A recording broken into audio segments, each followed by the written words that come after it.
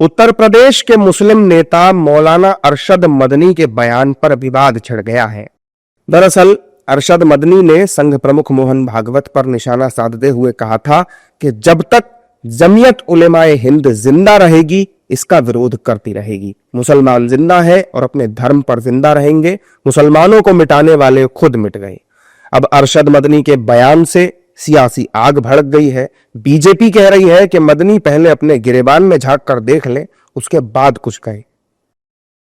जो आतंकी पकड़े जाते हैं तो उनकी पैरवी के लिए वकील खड़े कर देते हैं, केवल मजहब के नाम पर आतंकियों को कवर फायर देते हैं। दिल्ली ब्लास्ट से आतंकियों को भी मासूम भटके हुए युवा बताते हैं।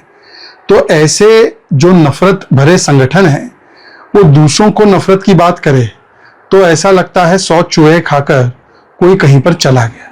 मुझे लगता है कि अपने गिरेबान में झांक कर देखे कि कौन नफरत फैला रहा है। पर गलती इनकी नहीं है, गलती अरशद मदनी के पीछे जो समर्थन का हाथ, कांग्रेस का हाथ है।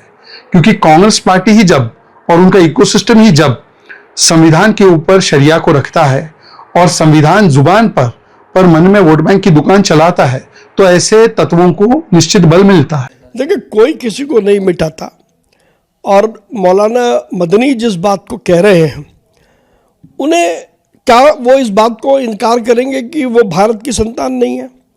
और अगर वो भारत की संतान है तो वंदे मातरम से परहेज क्यों है?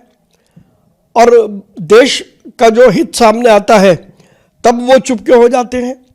तो कहीं ना कहीं मौलाना मदनी अपनी राजनीति खेल रहे हैं।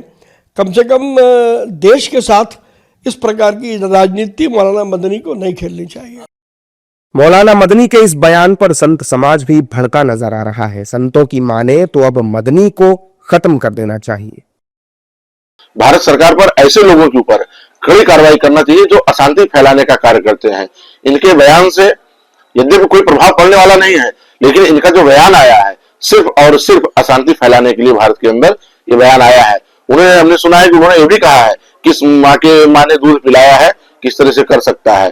तो उनको हम बताना चाहेंगे, हिंदुओं की हर माँ ने दूध पिलाया है कि किसी भी मुसलमान को किसी भी समय वो धर्म परिवर्तन करके अपने घर में वापस बुला सकते हैं।